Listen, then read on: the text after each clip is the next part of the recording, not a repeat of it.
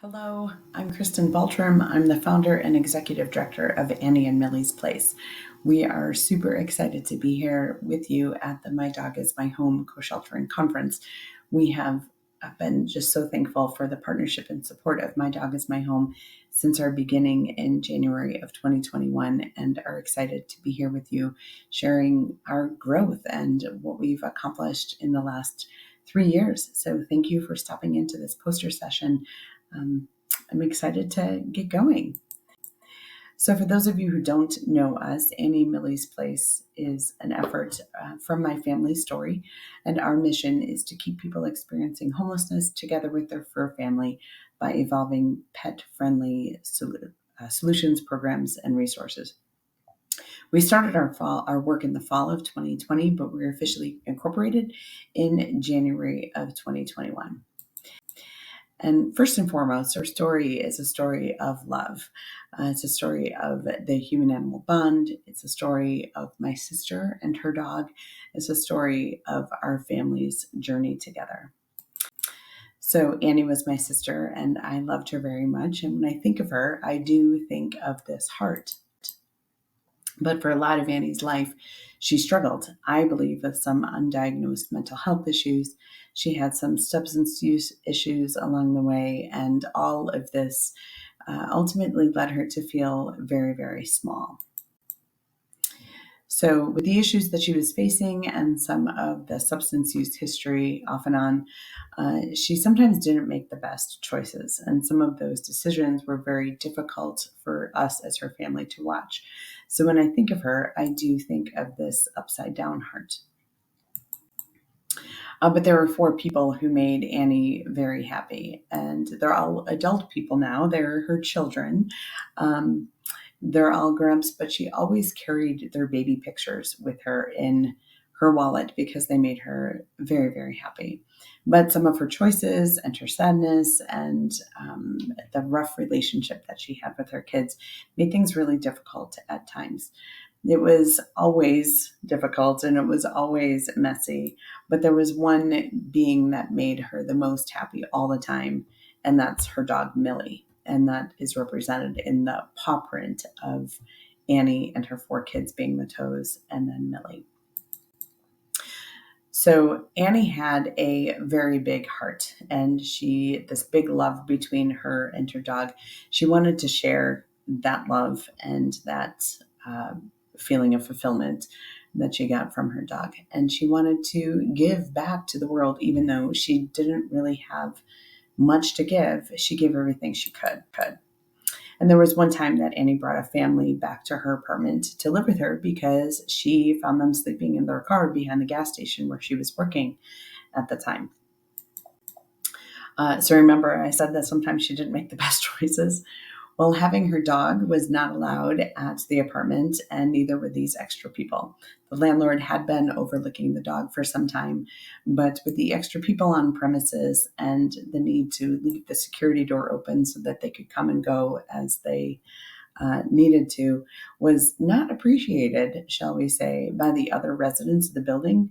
And ultimately, it wasn't allowed in the leasing agreement. So Annie had lost her job and was unable to pay her rent. And then with the conversations going back and forth between her and the landlord about the other people and the dog, the landlord really had no choice but to evict her.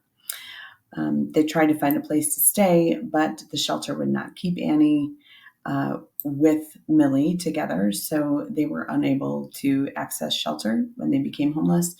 And Annie chose to sleep outside instead of surrender Millie in order to get that shelter. So that eviction and that whole no access to shelter is signified in this logo with the open heart and the open roof to the shelter. So this slide represents the emptiness that we felt on July 25th of 2019. I received a call in the middle of the night. I was out of town on a work trip. My husband called because a police officer and a chaplain had showed up at my home to notify me of the death of my sister, Annie. She had died by suicide in the abandoned home where she was squatting.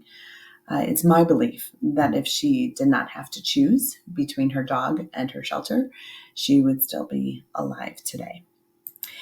And so that's the work of Annie and Millie's Place. We want to add this wagging tail of welcome onto that shelter roof where a person and their pet will be welcomed together. We want that wagging tail like a dog gives to be able to say, you both are welcomed here. All of the work that we do is based on our foundational belief, that's the foundation, that our family story matters to the work that's being done for people and pets experiencing homelessness. It's our hope that we can use our story as the why for the work that's being done. When service agencies are engaging with people and animals in crisis or in circumstances of homelessness, those service agencies are engaging with somebody's sibling, child, parent, friend, and on behalf of all of those family members who have had to make those difficult choices along the way, I want to say thank you from the bottom of my heart for doing this work. There's a really fine line between enabling and empowering, and those of us who have had to figure out where that line is with a family member, we thank you. There's a quote from David Sheff in his book, Beautiful Boy, A Father's Journey Through His Son's Addiction. David says, there are many wrong ways to handle a situation, but there's never a right way. So when our family was making those day in and day out decisions of how we could support Annie without enabling her, we guessed every single time. Sometimes when Annie would post on social media, that was our only way of knowing that she was alive. And one time she posted that a stranger had given her $20, so she was thankful to be able to eat for the next few days. And that person, whoever they are, they stepped in where our family could not. And our goal at Annie and Millie's Place is to be that stranger on behalf of other families out there who are making some of those difficult choices like we once did. So we have a goal to unleash compassion in the world. When I think of how an animal runs free when it's taken off a leash, what would our world look like if compassion was just simply unleashed? Our dream is to create a place where people and pets experiencing homelessness together can receive safe and secure shelter and access to resources. We've been working very hard to find our place in this conversation, and we've been honored to meet those of you who have the same goal along the way. So let me fill you in on the exciting things we've been able to do, looking back at just our statistics from 2023. So one of the first things that we did was foster care. In this work, we partner with the animal shelters and foster programs to connect people to temporary shelter for their animal while they're hospitalized, receiving other care, transitioning in housing status, or even short-term jail sentences. We know the need for foster cares are huge, so recruiting foster families is a big part of what we do. And in 2023, we fostered the 4 dogs and reclaimed 1 cat and 1 dog. We paid $721 that people did not have in order to have their animals come back to them. This pup here is one that we have met along the way. We met Wren, this pup, when she was only 8 weeks old, and we have followed her for the past 3+ years with her person. We have reclaimed her from 3 different animal shelters. We have fostered her 5 times. That's her fairy foster godmom, we say, who's with her, who takes her every single time there's a need. And I am so happy to tell you that the last time we fostered this person or this animal was so that her person could check himself into a rehab program, and was there. And today he is sober and has been for months. He is working, he is housed. And when I talked to him the other day, he told me that his goal is to be able to come and work for Annie and Millie's Place someday. So we're going to get there. And I would love nothing more than to have him be part of our staff. He's brilliant. So that's our Wren story. Our doggy daycare program is currently being revamped. It's being revamped because the doggy daycare that we were working with has to suspend their daycare program and is doing some other programs in that space. So we do hope to bring that back this year. We know that it's very important for those who need to go to work or appointments to be able to have a safe place for their animal, especially when it's too cold outside or too hot to be in a car. So we are working to create new partnerships around that opportunity. Our next program update is our veterinary care. We do this very much alongside the Street Dog Coalition. Great partners. Dr. Kira Ivanovich is the team lead for our Boulder Longmont SDC team. Last year in 2023, we hosted 6 clinics. We helped 85 pets at those clinics. But additionally, we helped 52 pets who were having an urgent or emergency care or emergency issue access veterinary care. Thank you to the Cold Noses Foundation grant that we received, which allows us to pay for those appointments.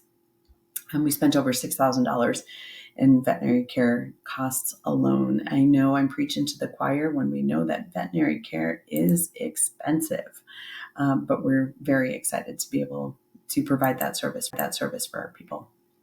So here's some of the clients that we've worked alongside. Up in the upper left, the husky that's in the car, that's her. Also in the bottom picture underneath her, we met her because her person had received one of our backpacks, which I'll talk about in just a second, and had used the supplies in the backpacks, but then kept our card and our information. So when this pup developed a big mass on her chest, we were able to work with the Boulder Valley Humane Society and sponsor some of the cost of the care of the surgery to remove that mass. And I hear that she is doing very well now. Also, the hands that have the paw print stamp on them up in the top middle, those are the parents of Lexi, who is pictured right underneath the little white pup there. Lexi wasn't feeling good. We found out through some testing that her poor little body was riddled with cancer. Her parents made the decision to go ahead and euthanize her, and we were able to support that cost with the private cremation so her parents could have her ashes back. And then those are some of the other clients that we've seen at our street dog clinics. And there on the bottom right is our key volunteers for the Boulder Longmont Street Dog team, and that's Dr. Kira Ivanovich there in the blue sweatshirt in the middle. She's also on my speed dial all the time, so she's very helpful in helping to triage situations. Another program that we offer is these backpacks that I had mentioned earlier. We fill backpacks and send them off with volunteers just to keep them in their car so that when they see somebody flying a sign, they can just go ahead and give them our backpack. And that backpack also has our contact information on the inside in case they would need some more resources. In 2023, through this program, we were able to distribute in our community over 1,000 pounds of dog food, 270 pounds of cat food, leashes, collars, kitty litter through not in the backpacks, but through our supply distribution events. We have pet toys, and we've only spent $1,300 in supplies and gears because we have so many great partners in our community who do supply drives for us and are able to keep our stock filled. Most recently, Greater Goods Charities gave us a ton of packs pre-filled. Brilliant. So thankful to Greater Goods Charities for their partnership there. And CSU's, that's Colorado State University's long title here. It's the Professional Science Masters in Zoo, Aquarium, and Animal Shelter Management program. Brilliant program. If you didn't know about it, check it out. Great young leadership coming to the surface here, folks. So churches, 4-H groups, scout troops, all of them are contacts within the community doing some education and advocacy and awareness building. Our community has really responded and helped us keep our stock in place. These are a couple of the pictures from our supply distribution. The table there on the left is at the table in Boulder, where we work alongside Streetscape, which is a weekly hot meal and supply opportunity for folks who are unhoused. We partner with animal management and have them keep some of their backpacks in their vans. That dog in the middle, the white bulldog, that's my dog Meatball. He believes he is the Annie and Millie's Place boss and micromanager. He likes to make sure everything is right on track. And then the brown dog there who's shopping, that is Nova, and she does like to pick out her own toys every time. And that's one of our supporting Girl Scout troops. Super excited to have those young leaders in our community. Other programs that we've started just in 2023, we're super excited about. We added a winter emergency housing resource. We were able to contract some staff, and that staff went and worked with the hotels in our community and built relationships with them, and then also reached out and coordinated with the coordinated entry process here in Boulder County and the City of Boulder and City of Longmont street outreach teams. And just a couple weeks ago in January, when our temperatures dropped to double digits negatives, we provided 35 hotel nights for 10 people and their pets.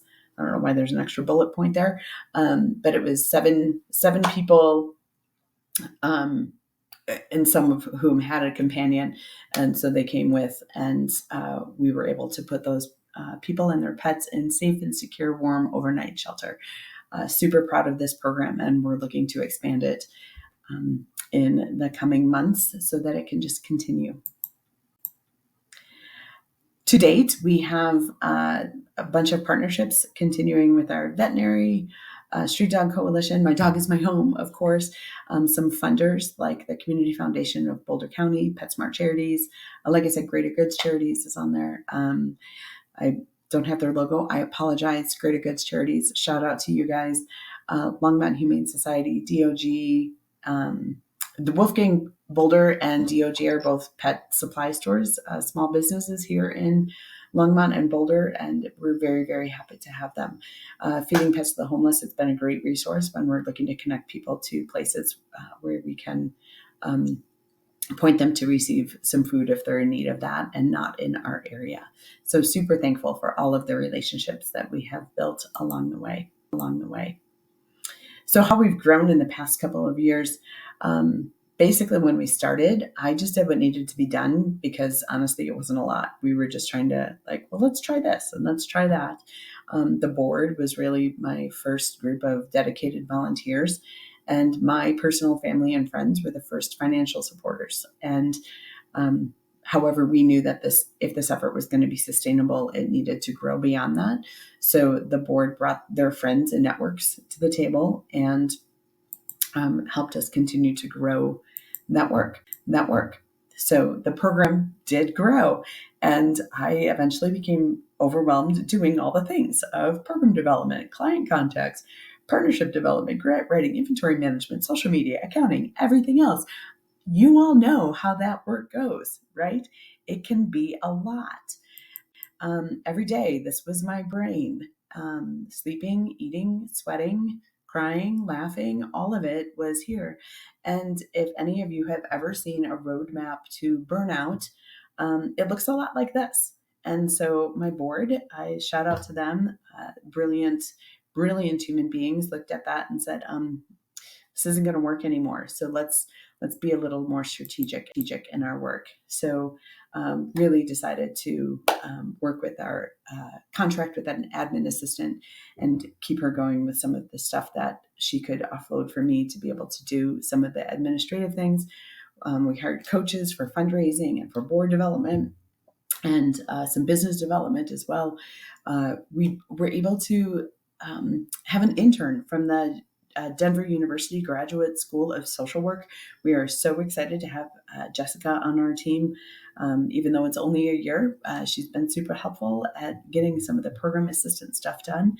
And like I said earlier, we contracted staff to take that big, super important program of winter emergency housing and just create and put that program in place for us. So now it looks a lot simpler with the coaching and the consultations that we've gotten. I now, as the executive director, am really doing the overall admin and development. Our winter emergency housing person is working with all those contracts, connections, and coordinating that effort. And our intern assists with some of the program stuff.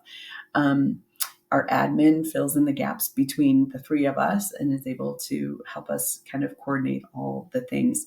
And it's so much better because this allows us to grow even more and meet more needs and do more things. Ultimately, our goal is still to be able to create that co-shelter space at some point. We're going to get there.